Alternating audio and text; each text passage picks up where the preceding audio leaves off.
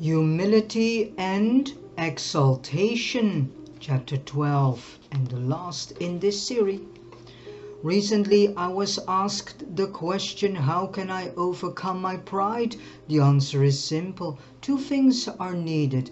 Do what the Most High says to do. Humble yourself. Trust Him to do what He says He will do. He will exalt you.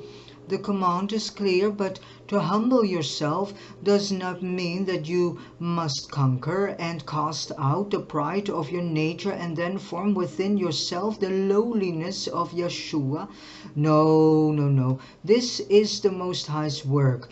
He lifts you up into the true likeness of His beloved Son.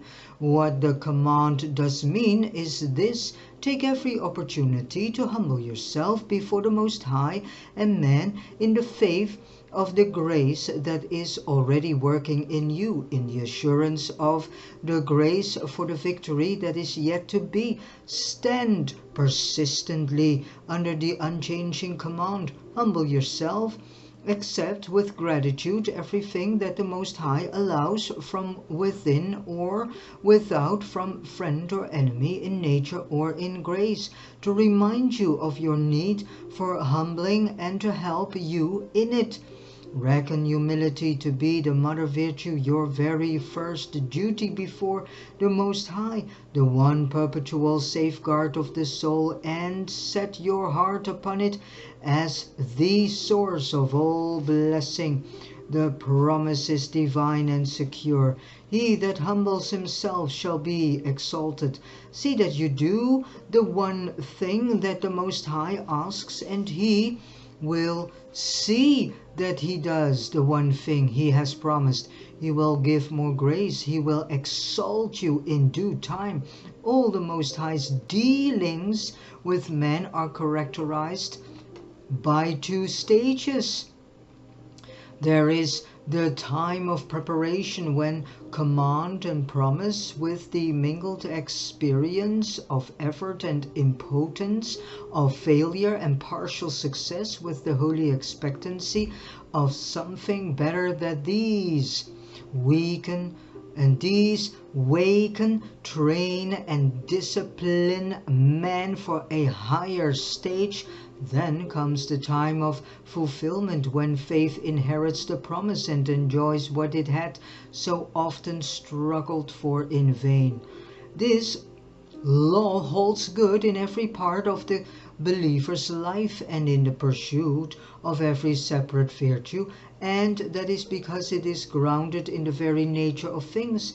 In all that concerns our redemption, the Most High must take the initiative. When that has been done, it is man's turn in the effort after obedience and attainment. He must learn to know his powerlessness in self-despair, to die to himself, and so be fitted voluntarily and intelligently to receive from the Most High the end, the completion of that which he had accepted in the beginning in ignorance. So the Most High, who had been the beginning before man rightly knew him or fully understood what his purpose was, is longed for and welcomed as the end, as the all in all. It is so, too, in the pursuit of humility. To every believer, the command comes from the throne of the Mighty One Himself. Humble yourself. The earnest attempt to listen and obey will be rewarded with the painful discovery of two things: the depth of our pride and the powerlessness of all our efforts to destroy it. Blessed is the man who has learned to put his hope in the Most High, our Father. We know the law of human nature. Acts produce habits, habits breed dispositions, dispositions from the will, and the rightly formed will becomes the character. It is no different in the work of grace, as acts persistently repeated beget habits and dispositions, and these strengthen the will. He who works both to will and to do in us comes with his mighty power and spirit, and the humbling of the proud heart with which the penitent saint so often casts himself before the Most High, himself is rewarded with the more grace of the humble heart. Humble yourselves in the sight of the Master, and he will exalt you. It cannot be repeated too often. The highest glory of the creature is in being a vessel to receive and enjoy and show forth the glory of the Most High, our Father. It can do this only as it is willing to be nothing in itself, that the Most High may be everything.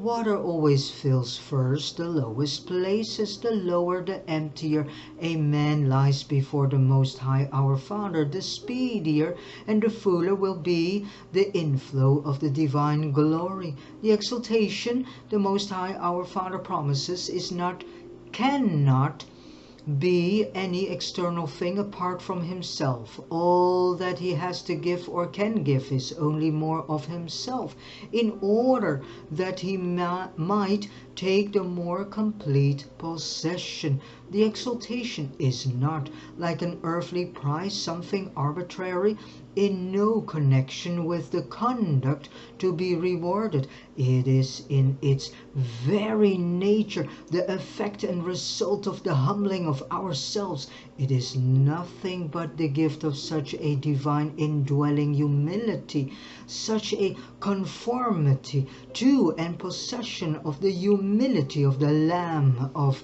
the Most High our Father himself, as fits us for receiving fully the indwelling of the Father. He that humbles himself shall be exalted. Of the truth of these words, Yeshua himself is the proof of the certainty of their fulfillment to us. He is the pledge. Let us take his yoke upon us and learn of him.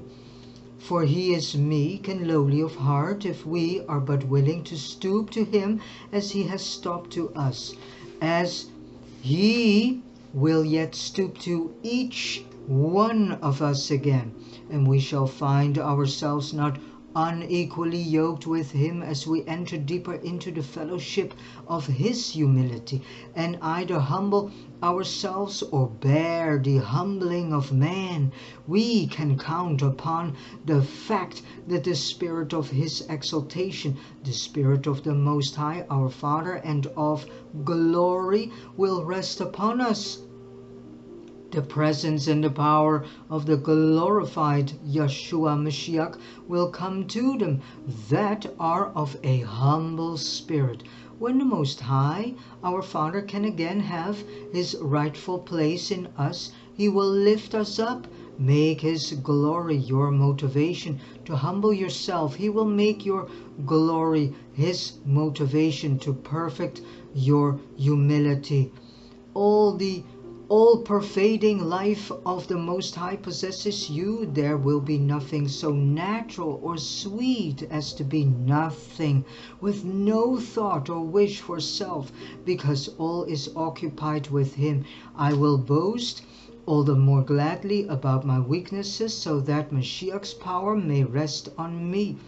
Have we not here the reason that our consecration and our faith have availed so little in the pursuit of holiness? It was by self and its strength that the work was done under the name of faith.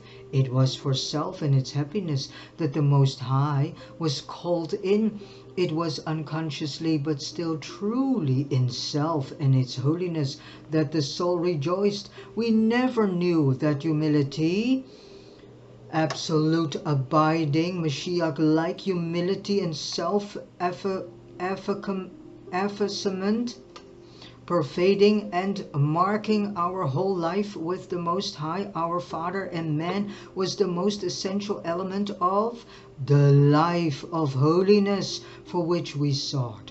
It is only in the possession of the Most High, our Father, that I lose myself, as it is in the height and breadth and glory of the sunshine that the smallest speck dancing in its beams is seen. Even so, humility is taking our place in the Most High's presence to be nothing but a speck dancing in the sunlight of his love. How great is our Father!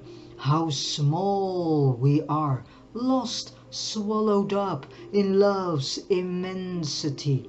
May our Father the Most High teach us to believe, to be humble, to be nothing in His presence is the highest attainment and the fullest blessing of a life as a believer. He speaks to us, I live in a high and holy place, but also with him who is contrite and lowly in spirit. Yeshayahu 57 verse 15. Oh, to be emptier, lowlier, mean, unnoticed and unknown. And to the Father, a vessel holier, filled with Mashiach, and Mashiach alone.